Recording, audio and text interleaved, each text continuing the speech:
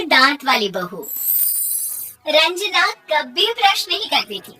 उसे कितनी बार उसके माँ बाप ने डांटा, लेकिन उसका कोई असर उस पर होता ही नहीं था, जिस कारण से उसके दांत पीले पीले हो जाते हैं। शादी के बाद। अरे बहू, वैसे तो तुझ में कोई कमी नहीं है, पर तेरे दांत इतने पीले कैसे हैं बेटा? कैसे मतलब? कोई सर्जरी थोड़ी ना कराई है। वो तो क्या नाम, मैं ब्रश नहीं करती थी तो पीले हो गए। अब क्या करूं? आप कहें तो लाल करवा लूं या फिर काले? यार ये क्या है, क्यों माँ से लड़ रही हो? लड़ रही हूँ? अरे मैं लड़ रही हूँ या ये बोल रही है कि दांत पीले हैं, पीले। अरे तपस्या थोड़ी ना की है इन्हें पीले करने के लिए। बकायदा ब्रश नहीं किया है 20 साल तक, तब जाकर। कैसे बात कर रही हो? ये उस वक्त तो पीले नहीं थे जब हम लोग तुम्हें देखने आए थे।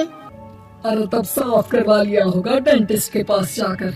अब देखो कैसे पीले पीले लग रहे हैं। रंजना सास की तरफ गुस्से से देखती है। फिर शुरू हो गई पीले पीले पीले। अरे पीले तो तब भी थे जब मेरे हाथ का रसगुल्ला उड़ा उड़ा कर खा रही थी और बोल रही थी, लड़की नहीं गुणों का खजाना दे रहे भाई साहब आप। खैर, अब वो लोग करते भी तो क्या करते, पीले दांत वाली बहू पल्ले पड़ी थी तो झेलना तो था ही। एक दिन कीर्तन में रंजना गाना गा रही थी। अरे कमला बहन, माँ का द्वार है, यहाँ तो सब शुद्ध होकर आते हैं, फिर अपनी बहू को ब्रश भी नहीं करवाती तुम। दूर से पीले पीले दांत भक्ति में बाधा उत्पन्न कर रहे हैं। और कोई 2 साल के बच्चे थोड़ी ना लेकर आई हूँ मैं बहू बनाकर। अच्छी खासी लड़की है, अरे कैसे करवाऊं ब्रश? ये तो उसे खुद करना चाहिए ना। अब माँ बाप तो इसके जैसे तैसे निपटा दिए, ये नहीं सोचा कि सास कैसे संभालेगी। सास बहू को लेकर घर आ जाती है, लेकिन सोच लेती है कि अब इसे लेकर कहीं नहीं जाएगी।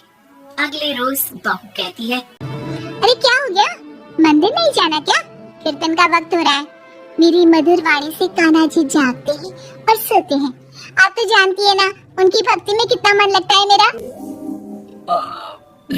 वो क्या है ना, तबीयत ठीक नहीं लग रही है मेरी, आराम करूंगी मैं। तबीयत ठीक नहीं लग रही? अभी तो मिथुन के गाने पर नाच रही थी आप, और अब बोल रही है कि तबीयत ठीक नहीं लग रही। अरे भक्ति में मन लगा लो सासू माँ, ऊपर जाना है, क्या मुंह दिखाओगी आप? हाँ? सास को बहू की बात पर गुस्सा आ जाता है। मैं क्या मुंह दिखाऊंगी, इसकी चिंता तो ना कर, समझी? अपने मुंह की चिंता कर, जो ये पीले पीले दांत लेकर हर जगह पहुंच जाती है। पता है लोग कितना मजाक बनाते हैं। ना जी ना, मैं नहीं जाना कहीं तेरे साथ। तो ये बात है। कोई ना, मत जाओ, मैं अपने कमरे में ही बैठकर भक्ति कर लूंगी। ऊपर वाला दांत थोड़ी ना देखता है, मन देखता है, भावना देखता है।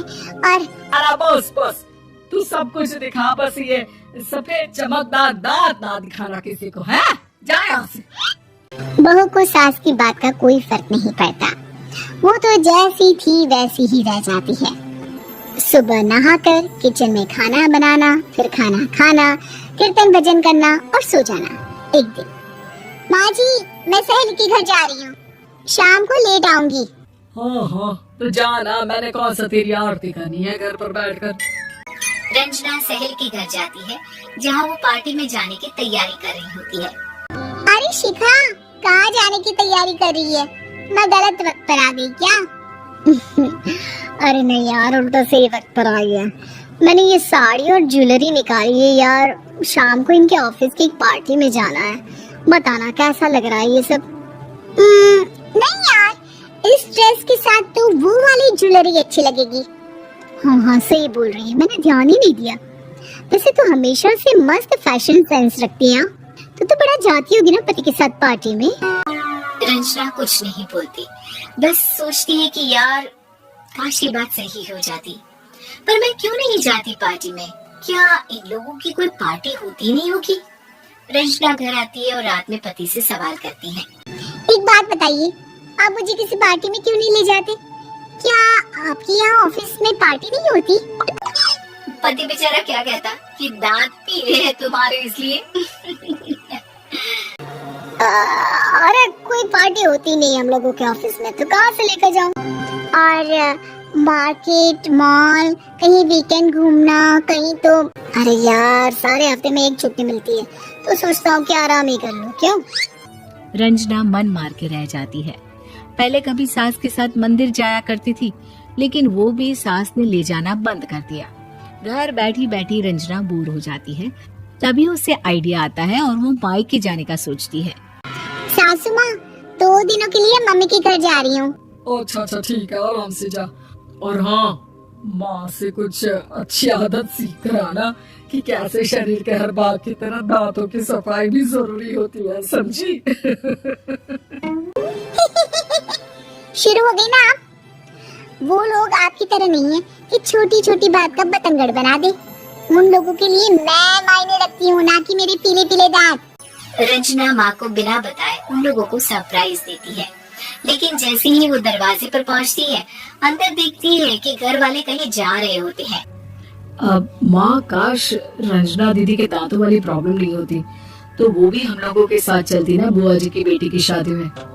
हाँ बेटा, लेकिन अब उसे कौन समझाए कि उसको उसके पीले दांत नहीं दिखते, लेकिन उसके आसपास के लोगों को कितना एम्बैरेसिंग फील कराते हैं। मुझे तो कितनी बार उसके स्कूल की टीचर ने शिकायत की कि उसके साथ कोई लड़की बैठना भी नहीं चाहती, और ना ही कॉलेज में कोई उससे बात करना चाहता था। लेकिन पता नहीं क्यों उसे ये बात समझ में ही नहीं आती। कोई कमी नहीं है उस लड़की में, बस यही के दांत पीले हैं। वो तो भला हो जीजा जी और उनकी माँ का, जो दीदी को जैसी है वैसे ही रखा हुआ है। रंजना को अपने घर वालों की बात सुनकर बहुत दुख होता है। वो सोचती है कि वो क्या करे, लेकिन फिर वो सीधा डेंटिस्ट के पास जाती है, अपने दांत चमकाती है और कसम खाती है कि वो रोज ब्रश करेगी। अरे क्या हो गया? तुम तो 2 दिनों के लिए गई थी ना, पर कोई ना, अच्छा है, चलो आ गई तो। रंजना सास के सामने आकर खड़ी हो जाती है और पूरी स्माइल करती है, उसके चमकदार दांतों को दिखाती हुई। हाँ? चलो मंदिर। माँ मुझे माफ कर दीजिए, मैंने आप लोगों को बहुत एम्बैरेसिंग फील करवाया। मैं आज से रोज ब्रश करूंगी।